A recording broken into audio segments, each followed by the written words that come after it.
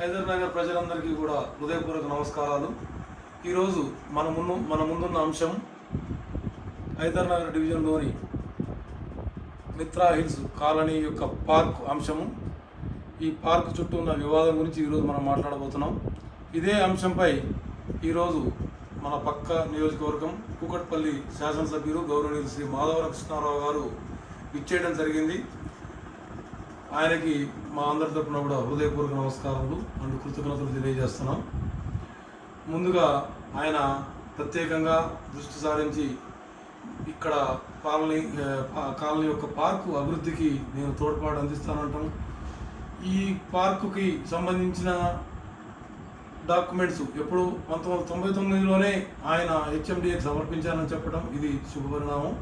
దీన్ని స్వాగతిస్తున్నాం. ప్లస్ వారికి ప్రత్యేకంగా కూడా కృతజ్ఞతలు తెలియజేస్తున్నాం.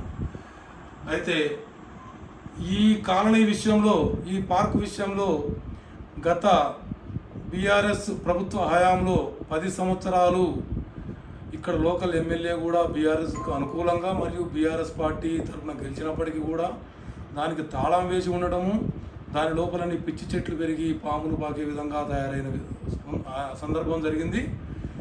దాని నుంచి కాంగ్రెస్ పార్టీ గెలిచిన వితిన్ 2 to 3 మంత్స్లోనే కాంగ్రెస్ పార్టీ నాయకుల ప్రోద్బలంతో సహకారంతో దాని గేట్లు తెరవడం జరిగింది. అలాగే కాలనీ వాళ్ళు అదే సమయంలో మరో 2 వైపులా గేటు పెట్టుకొని దాన్ని వాడుకుంటున్నారు. ఈ వాడుకుంటున్న తరుణంలో మరి ఏం జరిగిందో హెచ్ఎండి వాళ్ళు ఆక్షన్ పెడుతున్నారనే ఒక టాపిక్ బయటకు వచ్చింది. అది ఎంతవరకు నిజమనేది కూడా ఇంకా తెలియదు. కాకపోతే గత ప్రభుత్వం ఏం చేసింది, అప్పుడు మీరందరూ కూడా ఎమ్మెల్యేగా ఉండి ఏం చేశారనేది ఒక మొదటి ప్రశ్న.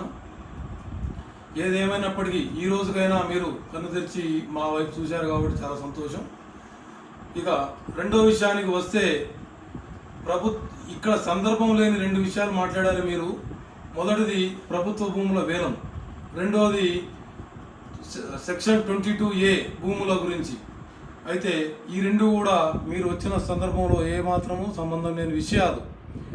మీరు గమనిస్తే ప్రభుత్వ భూములు వేలం వేయడం వాళ్ళని కొత్త కాదు. ఎన్నో సంవత్సరాల నుంచి ఎన్నో ప్రభుత్వాలు, గత ప్రభుత్వం టీఆర్ఎస్ ప్రభుత్వంలో కోకాపేట భూములు వేయలేదా, ఇంకెక్కడెక్కడ భూములు వేయలేదా, అవన్నీ వేసినప్పుడు మీరు అందరూ ఏం చేశారు?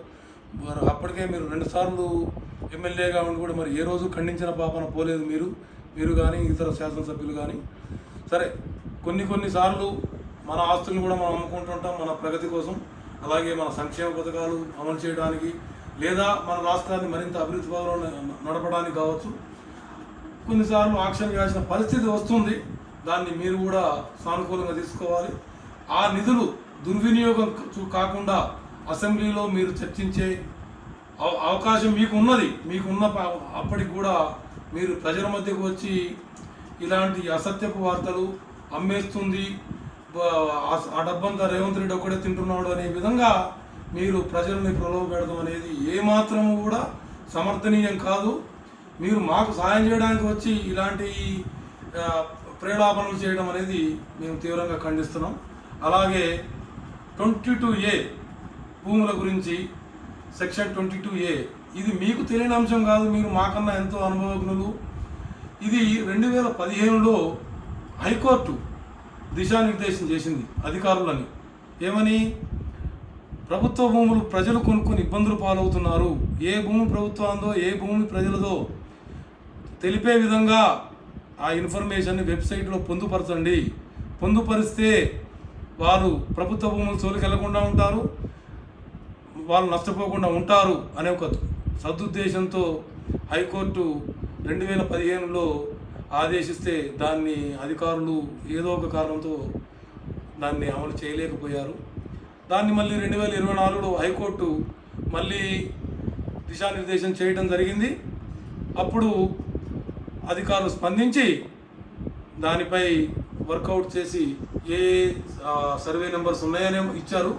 కాకపోతే పూర్తి స్థాయి సర్వే నెంబర్లు ఇచ్చారు, అది కాకుండా బై నెంబర్స్తో ఇచ్చుంటే బాగుండేది. ఈ అంశాన్నే నిన్నగాక మొన్నే మీ సమక్షంలోనే రేవంత్ రెడ్డి గారు చెప్పారు. నేను ఈ విషయాన్ని ఆల్రెడీ ఆదేశించాను, తప్పకుండా బై సెక్షన్ ప్రకారం ఇది అమలు చేపిస్తాము, దీనివల్ల కొనుక్కున్న వాళ్ళకి పట్టాదారులకు ఎలాంటి నష్టం జరగదు అని చాలా క్లియర్గా సభలో చెప్పారు. ఇదేం సీక్రెట్గా చెప్పింది కాదు, మీ సమక్షంలో చెప్పింది. అయినప్పటికీ మీరు దీన్ని రాజకీయం చేయాలనుకోవడం పద్ధతి కాదు. ఇంకా 2 సంవత్సరాల ఉంది మీరు రాజకీయం చేయడానికి. ఈ రాజకీయాలు అయితే తర్వాత చేసుకుందాం. ముందు ప్రగతి, రోడ్లు, పార్కులు, డ్రైనేజు ఇట్లాంటి వాటికి మీరేమైనా సహాయం అందించగలిగితే చాలా సంతోషం. మీకు ఆ విషయంలో మాత్రం మేము కృతజ్ఞతలు తెలియజేస్తున్నాం. Thank you.